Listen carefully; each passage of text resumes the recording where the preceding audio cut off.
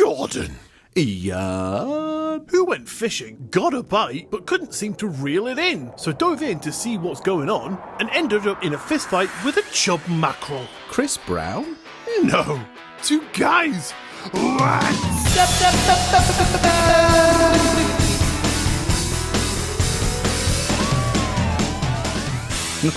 love the ends of your bits there. Jazz hands. Oh, mate, always got to do the jazz hands. Hello, and welcome to episode 88 of Two Guys What's Up, the weekly comedy podcast where one host loves mackerel and one loves a chub. My name's Ian, and this guy is Jordan. Jordan, how are you? I'm not bad at all, thank you, although I'm pretty tired. Pretty tired. Why are you tired? I don't know, maybe it was looking after your son for a while. Oh, what you mean for one night 2 days ago? Yeah, took that much. Has it really taken its toll on you? To be honest, though, actually, it wasn't bad. You know, I was gearing up for it being a pretty difficult time, but it was all right. Yeah. He tends to do that for other people. Well, I mean, it wasn't without its odd little mishaps here and there, but on the whole, he was totally fine. And, you know, he went to bed straight away. He was great. Yeah, to be fair, that shocked my wife and I greatly. Well, I mean, you know, we don't take any I mean, he cried. He kept trying to get downstairs, but we were like, no, it's bedtime. That metal cage that we locked him in worked wonders. Yeah, we need to get us one of those. If you wouldn't mind sending us the Amazon details over. Yeah, we'll do, yeah. People often refer to it as like a dog crate, but it works quite well for toddlers. Yeah, baby crate. It's a fantastic name. Yeah, I really hope people are not listening to this and thinking that's true, because that is really not. He was looked after like royalty. Absolutely, yeah. We did receive a picture of him sprawled out in a ginormous double bed. Yes, with his baby guard up on one side. Absolutely, yeah. And then pushed against the wall on the other side. So yeah, the room was indeed toddler-proofed. Totally safe. As you might call it. A very well looked after crate. Perfect. Is that what you call your son? What, the child? Call him a crate? Yeah. A crate big pain in my ass. Oh, I bet. But here's the thing, right? So he was great. He was really good. And then you and your wife came back to pick him up. Yeah. And obviously he was excited to see you. Mm-hmm. And then, you know, you just maybe wind him up a little bit. Yeah, I think we've discovered the reason for maybe his acting out is the fact that he sees me and he thinks, it's play fight time. Well, I think the reason he thinks that is because you initiate it. I don't know what you're talking about, mate. I think, you know, it's when you picked him up and started swinging him around. I think that maybe is what started it. Not a clue. When he ran off into the garden playfully and you followed after him in your socks. You know, I think that might have started it. I have no clue what you're talking about, mate. I don't remember any of that. I'm sure you don't. It's selective memory, I'm sure. But I have a sneaky suspicion that's possibly why. That is the Men in Black from your dad coming out in you. You're spreading misinformation. Oh, yeah, I'm sure. Yeah. I'll ask your wife. I'm sure she'll back me up. Don't get her involved, mate. I'll ask my wife as well. For once, I'm sure she'll back me up as well. Oh, God! Our wives always have it out for us, mate, so my wife isn't going to be on my side. Even if I didn't do that, which I didn't, I'm not saying I did. But you did. But even if I didn't, she would be on your side anyway, so there's no proof there. And also because, you know, it's the truth. All right. But the other thing as well, by the way, I am sporting a lovely mark on my stomach. My youngest got a little bit giddy after I was, now I was tickling his feet, to be fair. Yeah. So, after I've just told you about that. And he decided to chomp down. And I swear that was the closest I've ever felt to being bitten by a zombie. God, just gave you like horrible visions of like thinking that there is a zombie in your house. Like, all my training has prepared me for this. Wife, get the gun. Get it now. Like, no, Jordan, it's just a child. It's just a child. Calm down. The baseball bat. The one with the barbed wire. Get it, quick. Oh, I love it. Oh, the one with the barbed wire. That's Negan's thing. Yeah, me too. Cool. I have no idea what you're talking about, so I'm just going to agree with you. Oh, of course, because you stopped watching The Walking Dead, didn't you? Oh, is that what it's from? I'm taking it. Yes, I did stop watching it, so yeah, cool. You missed out. Negan was definitely the best anti-hero. Right. Well, if he's got a bat with barbed wire around it, he sounds like a bit of a to be honest. I mean, he's got his own motives, but anyway, we're not about that. How on earth are you, Ian? Very well. Oddly enough, very well rested. I can imagine. And recuperated. Wonder why. Yeah, because a couple dopes looked after my children. Some jumps. For a night while my wife and I took a delicious little trip up to Edinburgh to watch This Paranormal Life live at Fringe Festival. And it was a fantastic little trip. I got a funny story for you, actually. When I was sat at my parents' picking up my eldest, the other dopes that looked after one of my children, I got a notification on my phone, and it was a sound I'm pretty sure I'd never heard before. And I looked at it and I was like, what the f*** is this? And it said, you reached your 8-hour sleep goal. Oh, wow. And I was like, what? And that is the first time I have ever seen that. Obviously, the whole sleep tracking thing's a more newer thing. So in the last 5 years, I scrolled back through my sleep patterns and it said 4 hours, 3 hours, 5 hours, 6 hours. Oh, no. And because I was away in Edinburgh in a delicious dark hotel room with no children keeping us awake and then getting us up early, I got a notification saying, hey, buddy, good job. You got your 8-hour sleep goal. And I was like, fucking hell. And I checked how long we had actually slept for. It was 9.5 hours. Wow. And it was amazing. We felt refreshed. We woke up. We were out the door in 15 minutes, quick up, dressed, washed, brushed, out the door, down to breakfast in 15 minutes. Wow. Okay. Well, hey, Speedy Gonzales, I'm glad you enjoyed it. Well, we were driving back from Scotland and, my wife and I, it was a couple hours in, so we'd had our conversation. We were just kind of in our own little worlds, just driving along. And my wife just kind of out of nowhere broke the silence, looked at me and went, so we do still love each other. What? And I was like, I guess we do. I guess we do, darling. Nice to have that confirmed. Why did that come about? Because it's just with children, they become your sole focus. So, okay. Since having children, our focus has been intently on them and their upbringing, their safety. Sometimes our relationship takes a back seat. And then for the first night in about 5 years, we were alone. You took the back seat? Oh, no, wait, what? I took the back door. That's a lie, she did that. But we had a night where we could go out on a date and we didn't have to, even the next day, we didn't have to worry about getting up and thinking, shit, mate, we've got to get back now because we've got kids to pick up by this time kind of thing. Oh, yeah, because it's not like, I had a weekend at gigs or anything either. Oh, I'm sorry, mate. You had to be a stand-in parent for 24 hours. I'll have you know, it was... How long was it, actually? We left at about 1 p.m. and got back about 5 or 6-ish. The following day. So... Yeah, the following day. Yeah, no, it wasn't 3 or 4 hours. Yeah, so what's that, 27 hours? Yeah, I'll take it. Yeah, mate, we fucking took it as fast as we could. We snatched up that offer, and we cannot be more grateful to you and your wife for looking after the youngest of our offspring for a nice little time so that we could get away and rekindle some of our early relationship love with each other. Oh, that's lovely. Don't get used to it. Too late. It's far too late. It's been booked.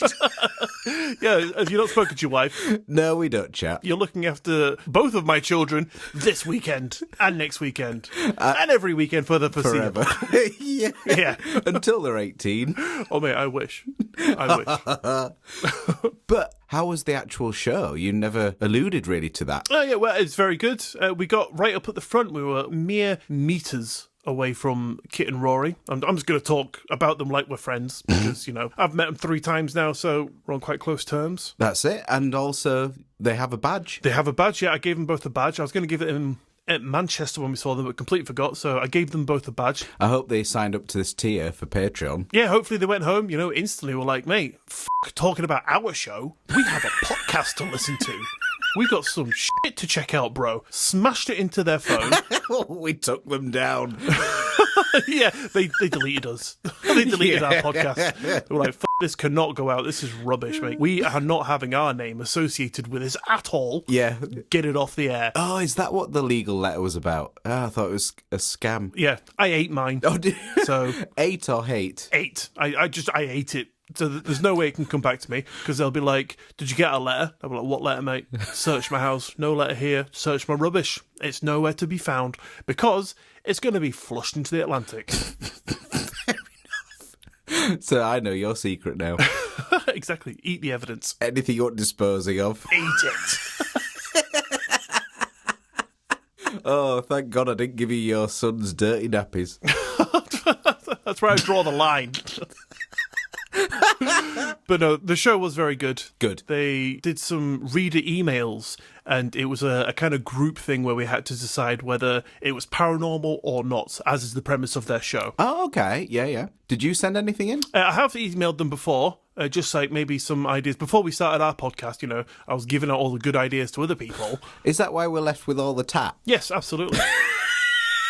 Because, I don't want to be seen as plagiarising anyone else, so I can't do the myriad of ideas that I had in the past, because they've all been given to everyone else. And they're all successful now, so... Well, hey, at least, something successful happened. It's a shame it wasn't us. Yeah, at least I can attach my name to something, even if it is just in my own mind. I'm happy with that. Love it. I did email them in the past about a potential avenue of investigation, but that wasn't read out because it was just people sending in their crazy paranormal stories. Ah, fair enough. But yes, very good. I'm pleased that you enjoyed the time away and also enjoyed the show. Always a pleasure. Yeah, pretty sad I couldn't go, but, needs must. Yeah, you were my first choice. I did ask you to come along. I should have cancelled that gig. Yeah, we've got to, provide for my house and blah, blah, blah, all that bollocks. Never mind. Next time. Next time, absolutely, yeah. But Jordan, just before we go on, by the way, my brother listened to your little section on plants and actually sent me a little bit about his experience with those shitty acid trees that he used to live next to. Oh, okay. I asked him if I could read out his experience on the podcast, and he said, "Don't you fucking dare," but I'm going to do it anyway, because I'm a bastard. Was it from Thailand? No, it was Martinique. It's Canary Islands. Ah, okay. Cool, I'm interested. Righto. He said, and I'm going to paraphrase because I'm just reading it from the text, but he said it is worth pointing out that he was wearing t-shirts and shorts at the time, and there was no need to really actively try to avoid them, because in Martinique they used to spray paint a red circle around them so that you could at least know where they were. Right. But my brother was out one time and he said that it started raining.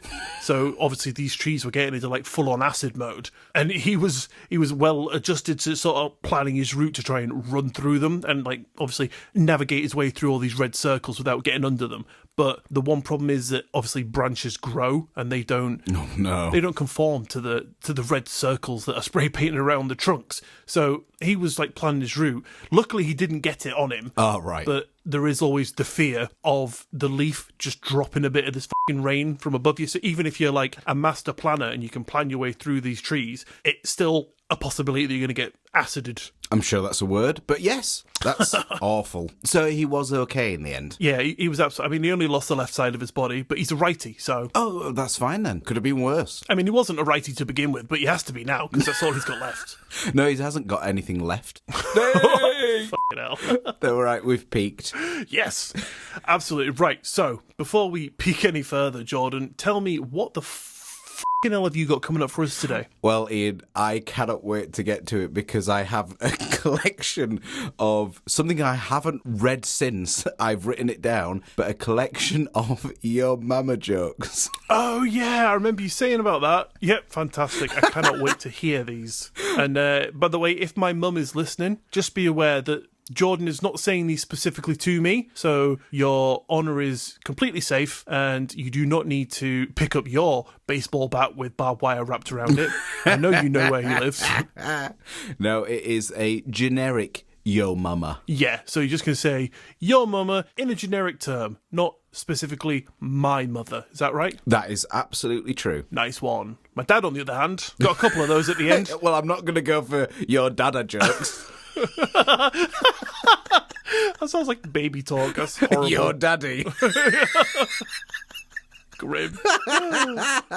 Anyway. Awful. What on earth have you got for us today? Well, Jordan, in light of my recent excursion, I thought I would bring you a spooky story that came right out of the streets of Edinburgh. It is the tale of Thomas Weir, Scotland's most infamous sorcerer. Brilliant, okay. This is almost like it was meant to be. Yeah, well, I went to Edinburgh and then I came home last night and very wearily thought, shit, I've got to bash out a story. And my wife was like, why don't you write something about Edinburgh? Because we've just been there. And I was like, darling, great idea. So I did just that. Amazing. Well, I cannot wait to hear the quality control on this script. Oh, mate, it's fantastic. It's a fantastic script. I cannot wait to tell you, because you're going to do this.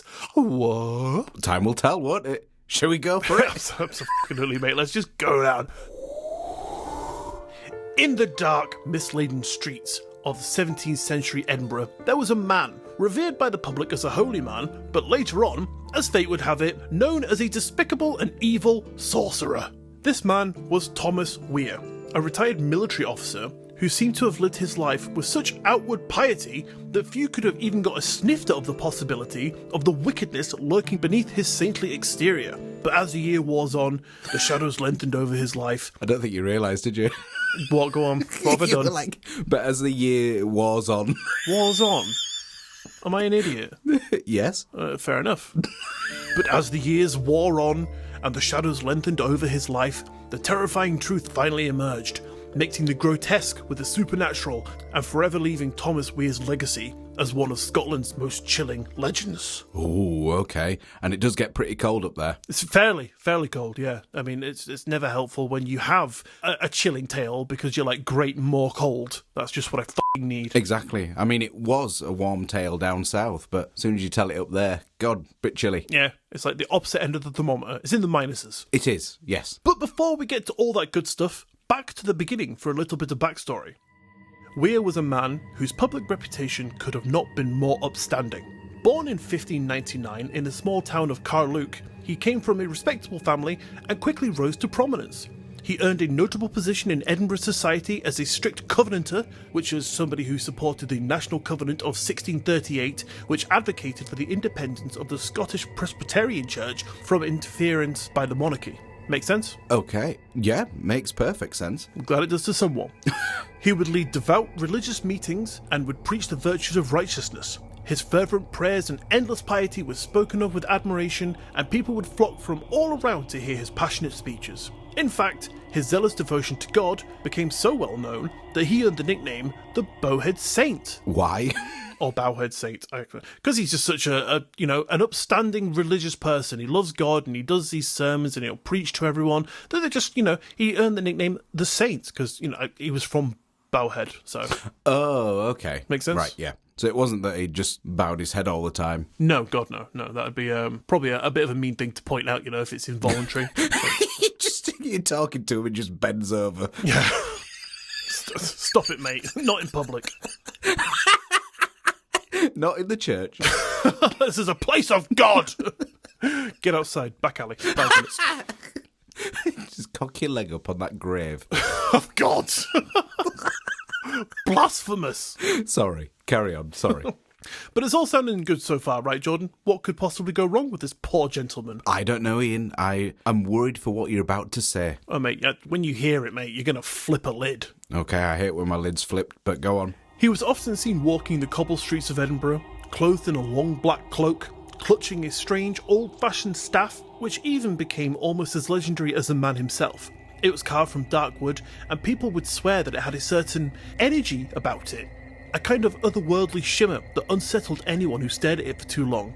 But I guess they just dismissed that, because he's an upstanding member of society, right? Apparently, yeah. Isn't he? No, the cracks would soon to start to appear. Because in private, it would come to light that Thomas Weir's life was actually a far cry from the virtuous mask he donned every day. Oh dear. So now we get to the box. So when I was making that joke earlier about the grave, was that true? Honestly, mate, it could have been. Just you wait. Oh no. Your lid's going to do a fucking 360, pal. Okay. So it was 1670. At this point, Weir had retired from military service and spent most of his days holding prayer meetings with Edinburgh's elite.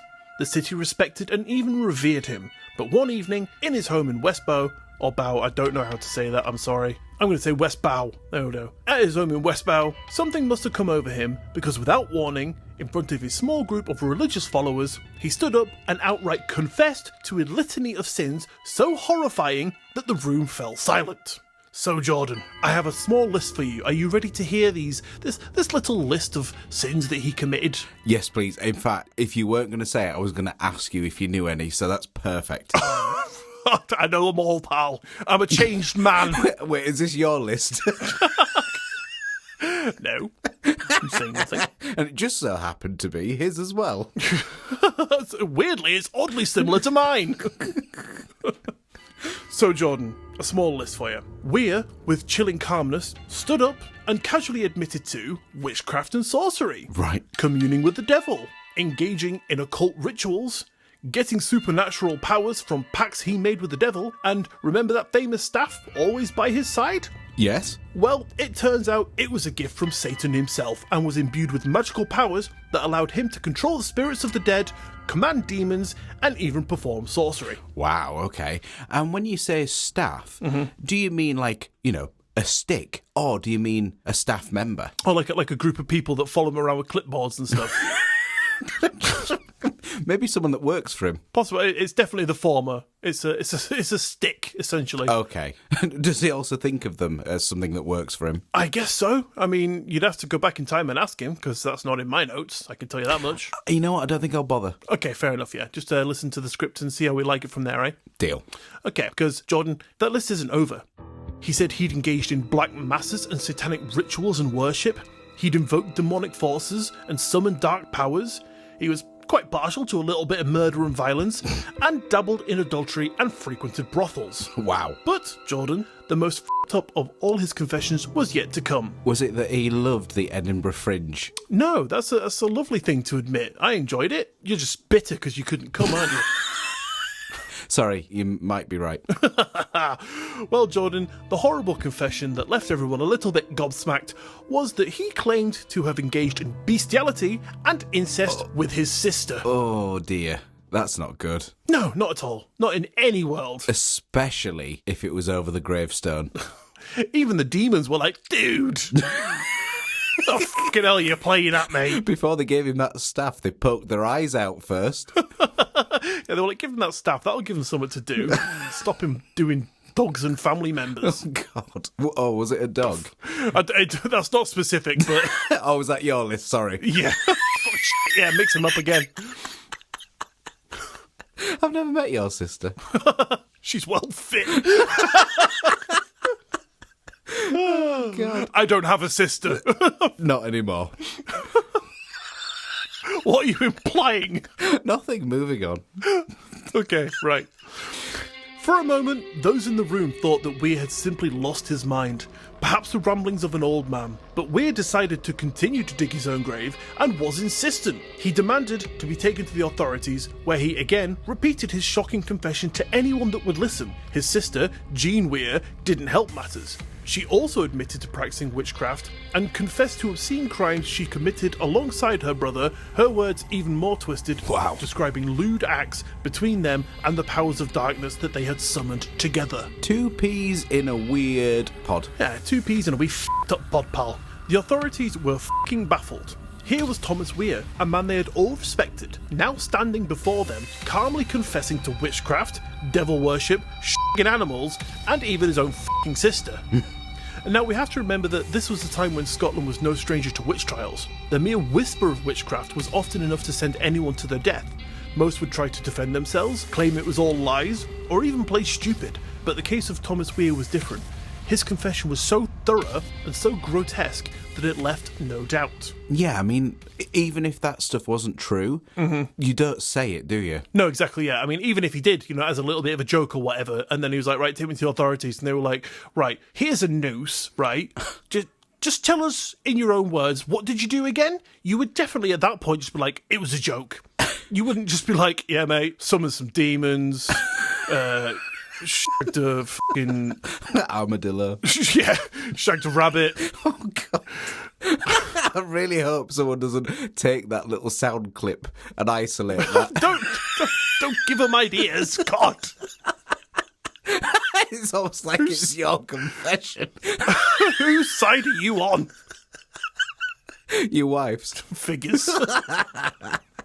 I'm kidding, I'm on yours, of course. I'm yet to see the evidence of that.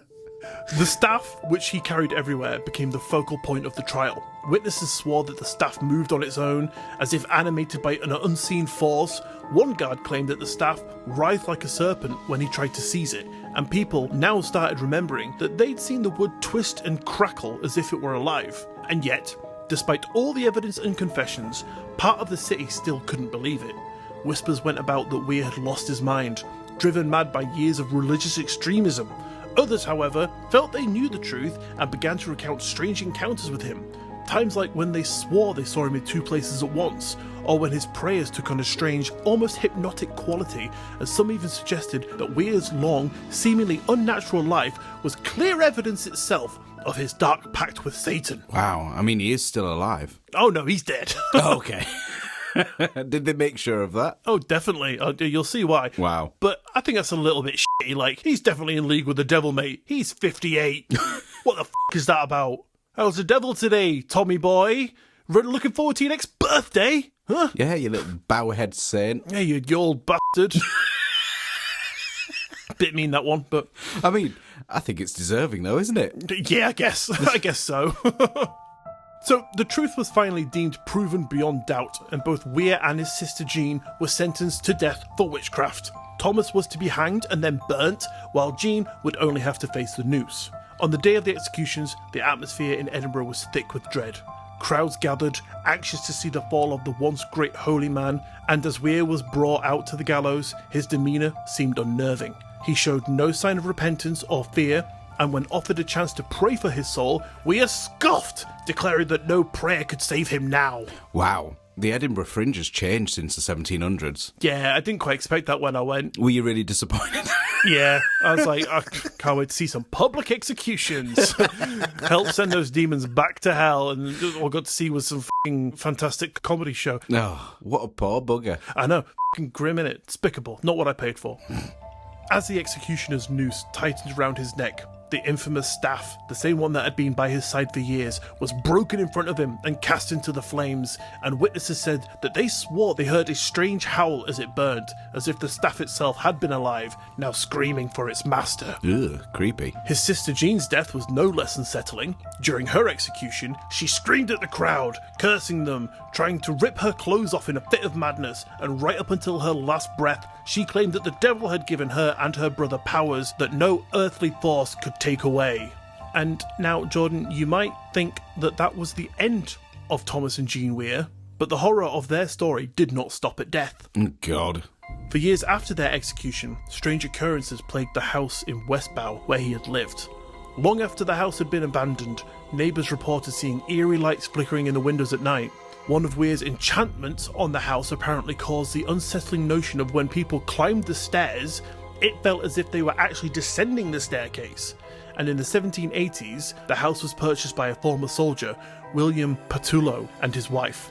But they fled the property after the very first night after a strange apparition of a calf that appeared in their darkness of their bedroom, plopped its fucking front legs on the foot of their bed, and just stood there staring at them as they laid there. Oh, God. Yeah. That's a bit weird.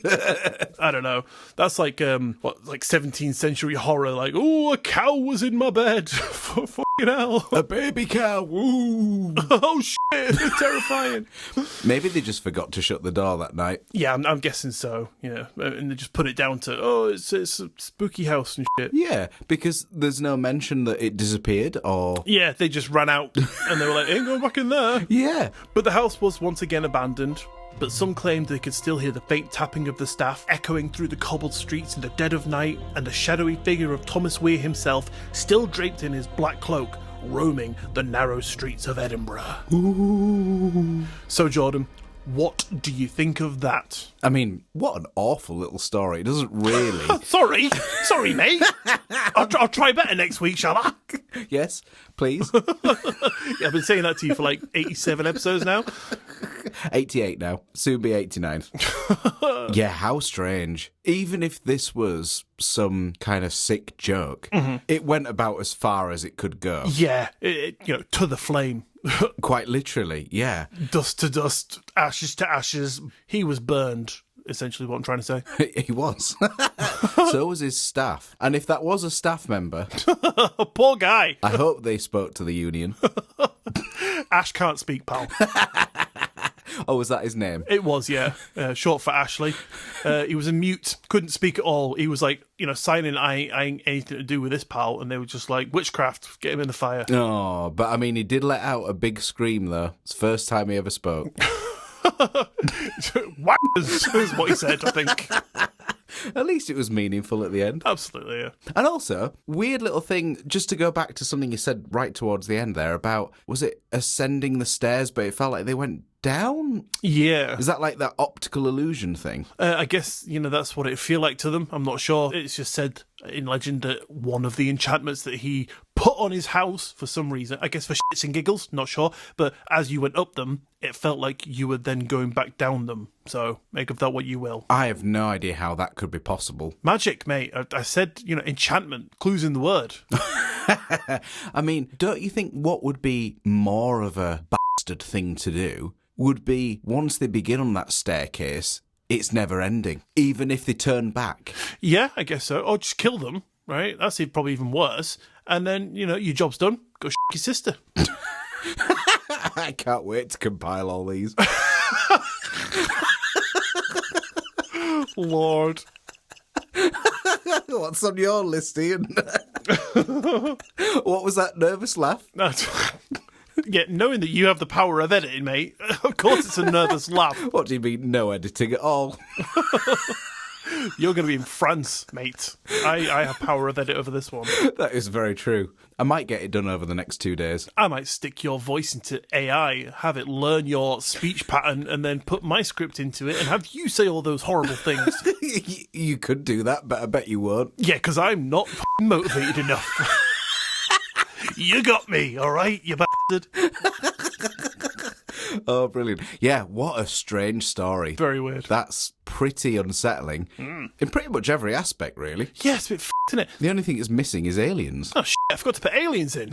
That's odd, isn't it? But is them and all? Probably, mate. Oh, God. Didn't stop him from much else. I dare say, if he'd met one, he'd have shagged it. Fair enough. I'm just going to put it out there. I think that's written on his gravestone, innit? Is it? Yeah. Should I ever meet an alien, it shall get fucked. Thou shalt fuck alien. Thou shalt fuck the grey.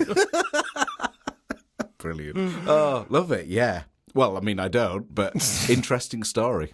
Very interesting. Super creepy. Very weird. One of the legends of Edinburgh. Yeah, and probably comes as no surprise that I'd never heard of that before. Neither had I. So there you go. Oh, okay. And giving us both some new information. Excellent. I love it. Thank you very much for that. No worries. But Jordan, I would love it now if you would insult my proverbial mother, not the real one, because she's cool. That is true. And I imagine she's got a mean right hook. Oh, mate, you don't want to get on the other side of that. I mean, there's no right or wrong side to that, is there? Oh, I guess if you're on the back of her hand and she throws a punch, you're going to be out of the way of it. True. That's a very good point. But that's when she comes at you with a backhand. Probably best to avoid it entirely. Yeah, just don't insult her. Okay. You don't want to unleash that wrath. All right. I will not make jokes about your mama, but I will make jokes about your mama. I mean, she's 104, which is an oddly long life to have led. And I'm starting to think that she might be in league with someone. Oh, really? She does carry a staff around with her. Does she? Okay, Ian. Right. So everybody's heard your mama jokes. Yeah. I think they're great. Obviously, it's just a bit of a deprecating joke, and it's not really aimed at anybody as such. It's just, as you say, the proverbial mama. So I have a collection that I've added to in my notes app for a long time now, and I have a pretty fair big list for them. What age were you when you started these? Because if you were like very young, I can imagine them starting out like, right, so here's the first one. Yo mama, so stinky, she go potty in the bushes. And then it's going to slowly transform into something absolutely horrible and mortifying. Right, I'll get rid of that first one then. So you've heard that one. Yes, that was a sneaky little way of asking you to remove that. No, so I haven't reread these back for a while. Lord. So I'm going to be kind of just as equally surprised by them, shall we say. Nice one. Did you not even go through these in preparation for this episode? I mean, I did a couple of weeks ago. Right, okay. But yeah, I can't really remember what is about to happen. So you ruined the surprise for everyone. Yeah, good job, Jordan. Sorry. So there's a collection of Your Mama So Fat and Your Mama So Stupid, Your Mama So Ugly, all of those intertwined. Nice. Okay. So, Your Mama So Fat when she walked past our living room window, we lost 3 days of sunlight. Oh, Lord. I was just going to say, if somebody of that size has still got the ability to walk, then good on them. Very good point. That's a very good point. Your mum is so stupid, she sits on the TV just to watch the sofa. Your mum is so stupid, she tries to put M&Ms in alphabetical order. A very easy task, to be honest. She does well. She actually fails every time. She starts with W. Yeah, perfect. And she still puts them first. Yeah. Your mum is so ugly, she even makes blind children cry.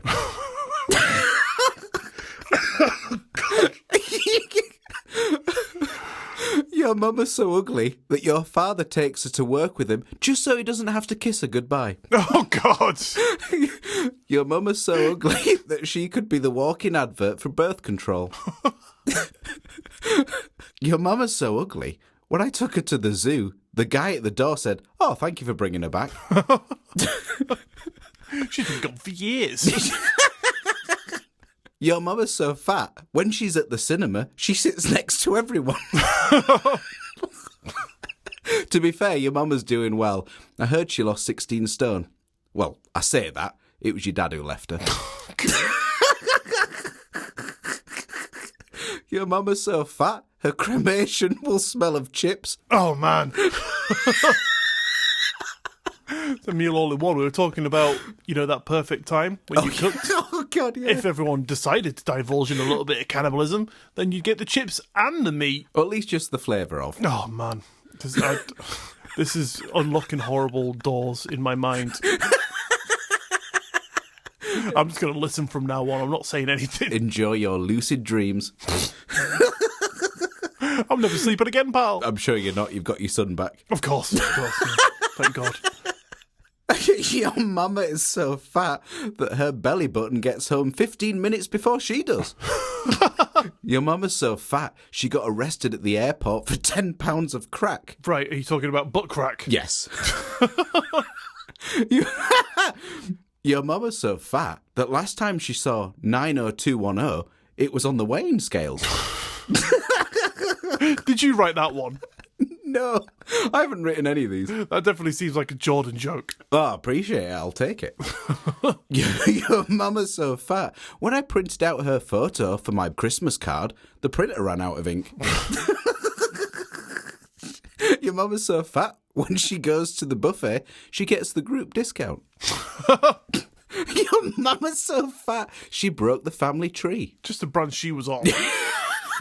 Yeah. Don't blame her for the whole downfall. Well, the proverbial mama, of course. Of course. Your mama's so fat, she doesn't even fit in this joke. I hope you wrote that with a massive font. I should have done, shouldn't I? Your mama's so fat, even Bill Gates couldn't pay for her liposuction. Oh, God. Your mama was such an ugly baby that her parents had to feed her with a slingshot. Your mama's so ugly, she looked out of the window and got arrested for mooning. This poor mama. Proverbial mama. Proverbial mama, of course. Your mama's so fat, she shaves with the lawnmower. Effective. Your mama is twice the man you are. I don't get that one. Your mama's so ugly. Careful, guys. Your mama's so ugly. When he took her to the beautician, it took them 12 hours. To do what? To make her beautiful. Oh, God. Well, there you go. At least you got a happy ending. Possibly. Not that kind of happy ending, I pal. was wondering where you were going. I wasn't going to go there. You did. You went there. Your mama's like a petrol station.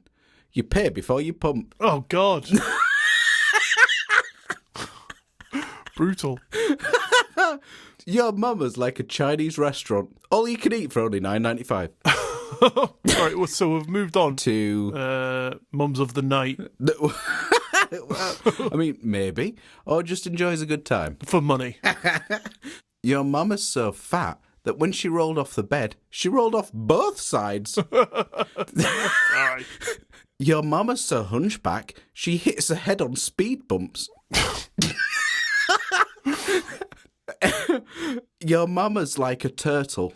Once she's on her back, she's fucked. All right, coming up to the last few now. Right. Your mama's so old, her breast milk is powdered. Oh, horrid. Bit weird for Granny to still be producing at that age. Hey, I mean, I'm sure it's happened. Probably, most probably. Yeah, sorry, I'm being stupid. Your mama's so fat that when I swerved to miss hitting her, I ran out of petrol. I even had to stop and ask for directions. How do I get back to the front of Mama?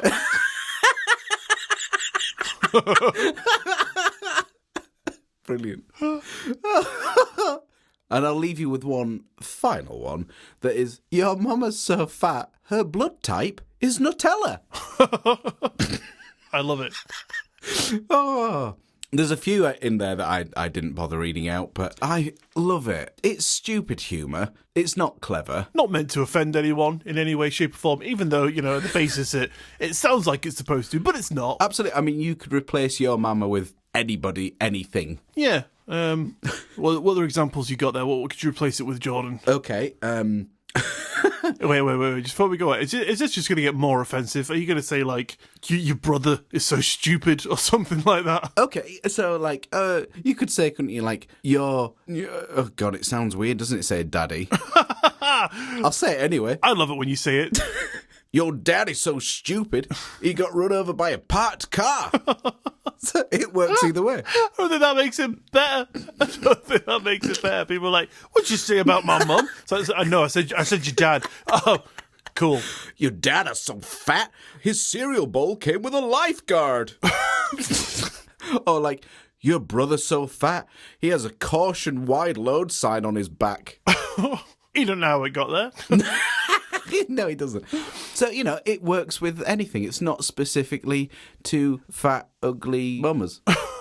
Yeah, so just insert the name of the person you want to insult into that little slot, and then you're good to go. That's it. If you don't like your boss, use their name too. Giving people bad ideas here, Jordan. I mean, it's not going to help with that promotion, but it might be fun. Unless he's into derogatory names and, you know, getting belittled and called weird things, then it might do you a world of good. Possibly. It might be the best decision you've ever made. Thanks, Jordan. You've done it again. So, Ian, before you send that, please do let me proofread. What, my... the email to your boss. Oh, yeah, I was going to say my application for promotion. Dear stinky fat boss. Go on, finish it. I'm not going to finish it, mate. I feel like we're going to get cancelled after this. Nah, there's no offence taken or given here. It's just a collection of written jokes from the internet. And very well presented they were, Jordan. Well done. Thank you very much for that. Thank you. And I should say, if anybody has their own Your Mama or variations of those jokes, please, please, please do let us know at twoguyswhatsup@gmail.com. Because if you wouldn't mind us saying them on the podcast, that would be brilliant. Top draw, mate. So yes, there you have it. A collection of Your Mama jokes from all over the internet. Fantastically, amazingly correlated into one brilliant list. Thank you very much, Jordan, for that. You're very welcome. I cannot wait to go see my wife so I can throw them all at her and get kicked out. So I'll see you tonight, mate. Just make the sofa up for me. Yeah, no worries. If you wouldn't mind. Thank you. Very kind. So does that about bring us round to the end of today's episode, Jordan? I think it does, Ian. Delicious news. Thank you for tuning into today's episode of Two Guys What's Up. Don't forget to follow the show wherever you listen to us so you don't miss another episode, and maybe even tell a friend. Take your friend to Edinburgh and show him the spooky staircase. And when they can't get off, just tell them to come towards the noise and click play on your iPhone and just let them follow the voice of Jordan and Ian on Two Guys What's Up. Beautiful. And if you would like to get in touch with us, our Linktree link is in the bio of this episode, which you can click on and be jetted off to every link you will ever need for all your Two Guys What's Up essentials. Want to get your own Two Guys What's Up t-shirt? Click the link. Wanna go to Fringe Festival next year? Click the link. That won't help you in any way. But still enjoy when you do go. Yeah, well, send us a letter from Edinburgh. Or if you want to create your own Your Mama jokes, click the link. That was much better than mine. Thanks. That reminds me completely of when we looked after your son. And he has the cutest way of just going, thank you. Yeah, he does that. He seems so cute on the face of it until you get him, home, and he's just like a little demon. I mean, well, he stayed with us for, 27 hours? And he was not a demon until the moment you came home. Stop blaming me. Well, hey, just seeing the correlation factor here. You're just saying to my son, your daddy's such a dickhead. Whenever he comes round, you go mental. Yeah. So it's become a bit of a joke with me and my wife now, where the past day or so we've just occasionally just gone, thank you, to each other. He's literally how he says it. It's funny. Oh, he's a little funny bugger. And don't forget, we now have Patreon, where you can find all of your extra Two Guys What's Up essentials, including pin badges, shout-outs, t-shirts, and if you really can't get enough of our fantastic tales and delicious voices, well, now you can get more, because we release bonus episodes on the last Friday of every single month, and there is currently 14 sat up there just waiting for your ears to just go and have a little roll around in that delicious extra amazingness. And all that is available right now, starting with the bonus episodes, but just £3 a month. Absolute bargain. So if you want to help support the show and get some cool stuff while you do so, head over to patreon.com/Two Guys What's Up to check out all the goodies over there. The link will be down below for your clicking pleasure. But if you can't do that, but you still like to help us out, then a 5-star rating and review in your podcast app of choice would be the best and freest way to do that for us, and we would be eternally grateful. We would. But on that note, thanks for listening. Y'all have an amazing week, and we will see you next Monday. Bye.